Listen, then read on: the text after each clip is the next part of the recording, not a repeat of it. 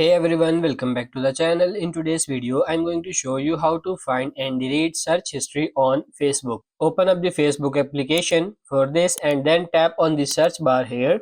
This is one place you can look. Next to recent, tap on this see all and then tap on this clear all and then tap on this searches and you will be able to see previous searches. You can also tap on this little X or you can tap on this clear all to delete all history.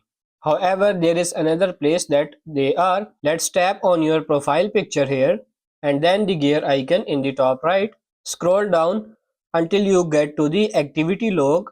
Tap on it. Swipe all the way over on this top little row here until you get to this search history. Tap on that and you will also see various searches here that you can also choose to delete or clear out. So that's pretty much it for this video. I hope this video was helpful. If it is, like it and subscribe to the channel. Thank you.